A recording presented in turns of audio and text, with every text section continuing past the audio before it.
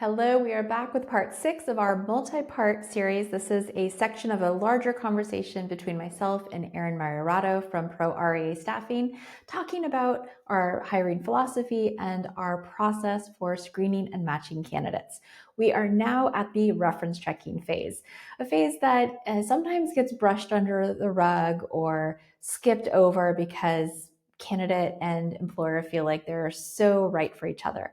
But checking references isn't just about finding red flags. It's also about finding out where this person excels, how they learn best, and why they were successful in their previous roles so that you can lean into that as you onboard them to your company. So if you'd like to listen to the full conversation, you can click above or below. But without further ado, let's get into how we use the reference checking process to confirm fit and alignment between a job seeker and an employer. I love that sometimes somebody is so excited about a candidate. They're like, done. I saw your interview with them. I'm ready to hire them. Let's go. And you have to say, no, we're going to slow this down just a little bit. We're going to check some boxes. And the other box that is so critical is reference checking. Can you think of a time when reference checking really made an impact, either for good or for bad, for a candidate's sake? My gosh, yes. I think, references that really speak to specifics, right? If those employers are saying, this is specifically how this person really went the extra mile and was able to support me and really knocked my socks off. I get that not every reference is going to be like that. But if you're having references, where at this point, you're really confirming what you believe. That's what the reference is, right? You're making sure that everything still feels consistent and the pattern is positive. So if you're getting positive references back, it's a very good sign. But if you're starting to get inconsistent references, right, where one person says, hey, wonderful experience with this individual, next person says, not the greatest experience. This is why, this is what happened. This is where the fail was within our unit, right? Or our little group Mhm. that we were working within.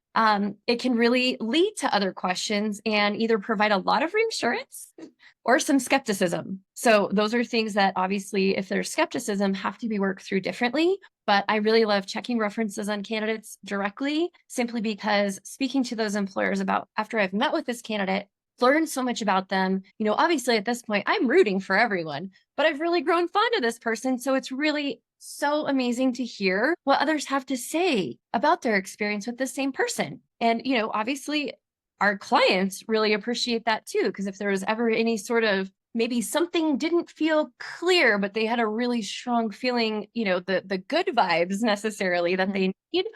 And this can really help them feel very confident about making the decision to move forward with this person. Yeah, definitely. And also when it comes to knowing how to train somebody or how to support them, I mean, references, it's not just about trying to find the bad things. No, While we do want to know if there are any red flags, we also want to know how do we help this person succeed? How do we win with them? And that's really helpful. But you said something that I want to hone in on, which is, you know, confirming how we feel. Like there's this feeling. It's just like in any relationship. Tell me how you respond when somebody says, I know they check all the boxes, but I don't know. Like in my gut, I can't tell why it's not feeling right. sure. It's funny.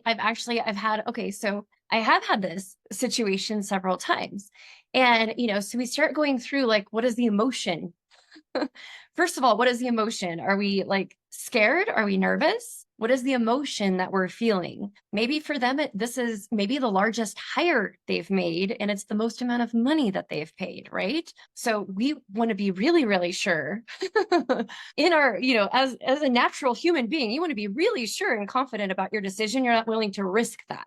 So we kind of have to dial back into reviewing the information, and then talking about their personal experience with that person. And maybe if there was something like a tipping point where they can identify where it was that they started to feel a little bit less clear, and then really hone in on what that is. And obviously, if we need to have additional conversations with candidates or do, a little bit more experience-based testing with that individual, then that's what needs to be done because you really do want to rule them in or rule them out. You don't want to just let it hang, right? Yeah, definitely. And it's so interesting. We have clients they really fall on a spectrum. You have those who are just like really afraid to hire, like afraid to make a decision. And so it's hard to get them to move forward. And then you have the people who just love everyone. Oh, And you have to really, those are the ones you have to pull back and say, wait, we need to actually like check all the boxes and really make sure because you just like everybody. That's great. But sometimes, even if they're in the middle, they can't put their finger on it, but it doesn't feel right. And sometimes that means it's not right. And yeah. that's it. But I love how you kind of help them identify what the emotion is. Is it fear? Is it anxiety? Or is it like a gut feel that this isn't the right person? Like there's something there, like you said, there's a tipping point where you feel like, I don't think they're being honest, or Yeah. I feel like we're lacking transparency, or that there's some here. Hmm. Because through this whole process, it's not checking boxes. It's, are we still in alignment? Are we still in alignment? Still in alignment, Yes, right?